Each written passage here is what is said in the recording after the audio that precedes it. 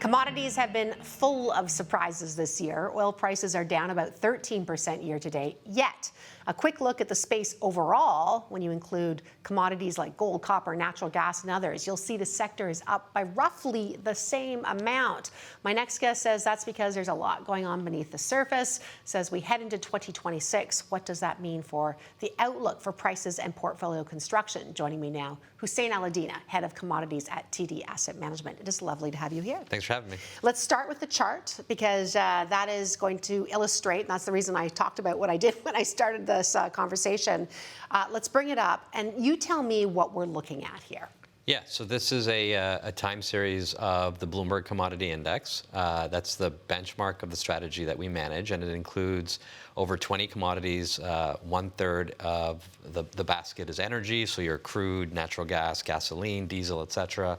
1/3 of the basket roughly is base and precious metals, and 1/3 is grain, softs, and livestock. So it's a diversified basket of commodity exposure.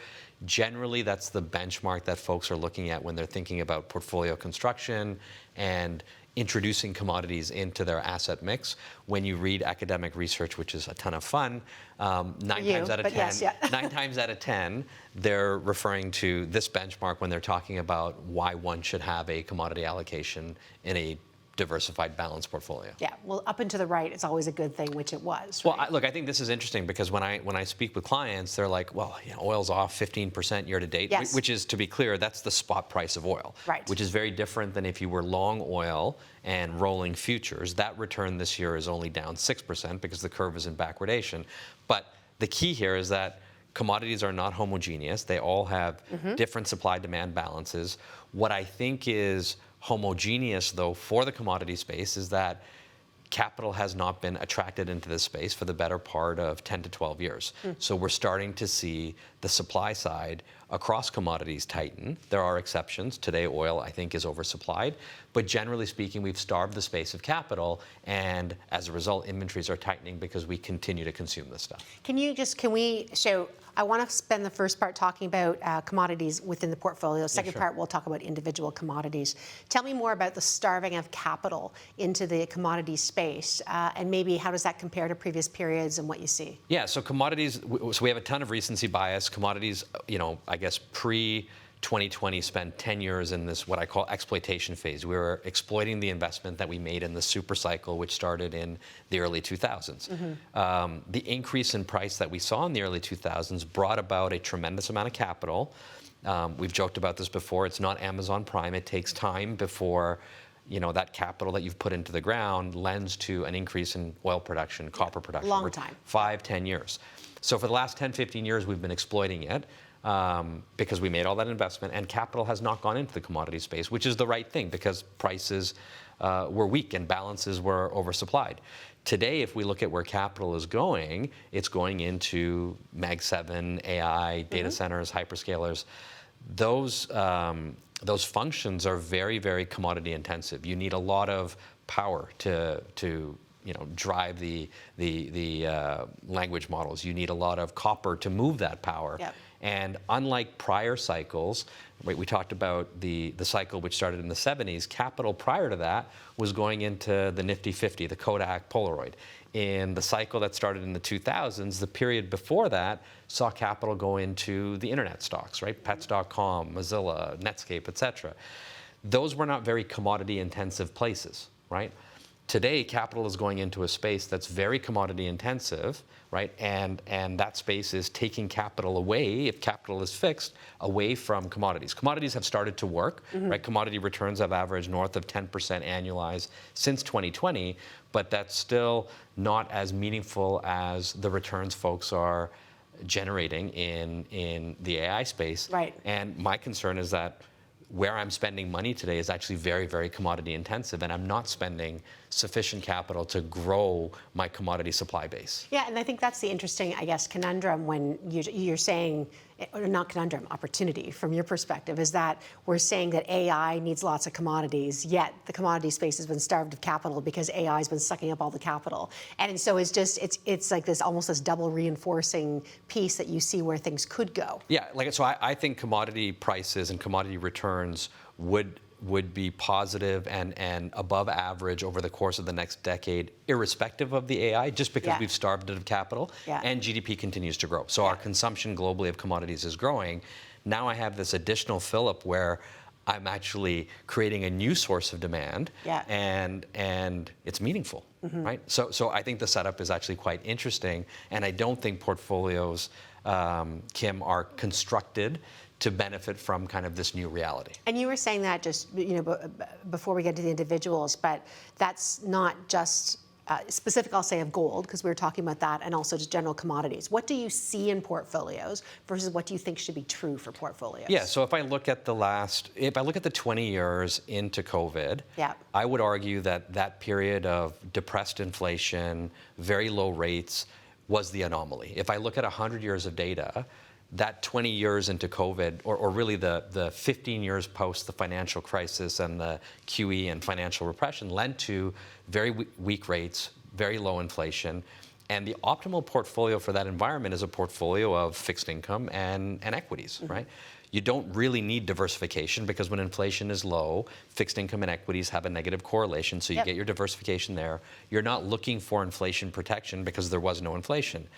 I don't think that we necessarily are in an environment where inflation is going to average the 5, 6, 7% that we saw after COVID, but I don't think it's a stretch to say that the 20 years into COVID was the anomaly, and it's likely that the volatility around both growth and inflation is going to be higher in the next 10 years.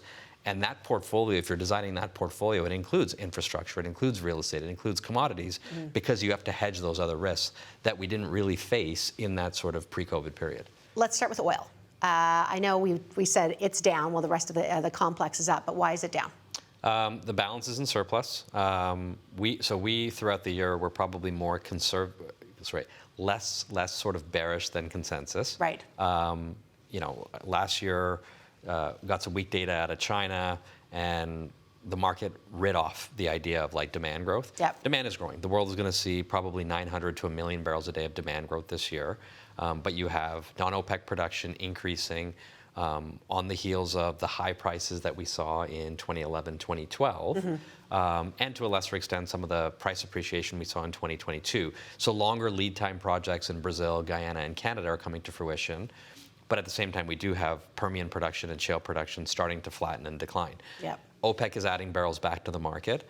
On paper, we have a surplus of somewhere between 2 and 4 million barrels a day, which is big. We're going to see big inventory builds, and that should pressure prices over the course of the next 3 to 6 months. There's risk to this, Kim, of course, right? We have continuing geopolitics in the Middle East, continuing geopolitics in Russia, Ukraine, increased activity in the Caribbean. So there is risk, but on paper, your supply and demand looks bearish because of this increase in production. So we think that over the course of the near term there is downside. We think you could trade down into the low 50s, and ultimately that does discourage the producers from deploying capital, and we create an issue kind of down the road. But today's focus is very much on this oversupplied balance. Inventories are building on the water, so you've seen a tremendous increase of oil on the water. At some point that makes its way into sort of onshore inventories and challenges the price and the structure is our base case. What about gold? And gold's had an incredible rally in the past little while, so how much longer? Yeah, look, I think structurally the case for gold is very much this emerging market central bank buying that I'm probably putting you to death on. We've talked about it so many times. But emerging markets hold more aggregate reserves than developed markets. So I'm talking paper and gold in aggregate. But when I look at their asset allocation, they're sitting in a lot of paper. The weighted average gold holding for the developed market central bank is around 60% of assets. The number for the emerging market is 10%. And this is after they've bought over 1,000 tons a year for the last 3 years and after the price appreciation. That's fascinating. So I just will those emerging market central banks stop buying gold? They might pause when you see a big rally in price, but it's hard for me to believe that directionally the macro supports wanting to hold more dollars when you already have 90% of your reserves in dollars. So I think you'll continue to see that diversification. That'll continue to support gold. And I think you'll see retail institutional interest in gold that is a reflection of concerns around debasement or Fed independence or the performance of equities. It's remarkable, actually, that gold has done what it's done this year, Absolutely. notwithstanding the fact that equities have continued to perform. Fascinating times.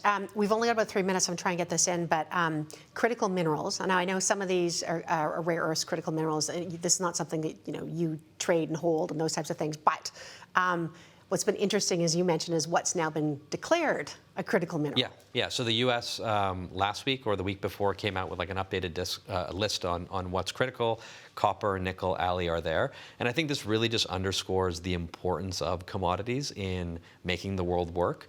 The National U.S. security. Well, yes. and so the U.S. has recognized that like a lot of the things that we want to do requires these commodities. A lot of copper to build out the power generation, which has been underinvested in even before this sort of AI theme came to fruition. So I think this is an effort to underscore the importance of these commodities and to encourage domestic production. Can I ask you about silver? I mean, it tends to track gold, but I know it has an industrial use as well, too. Yeah, silver definitely has more of an industrial component than gold.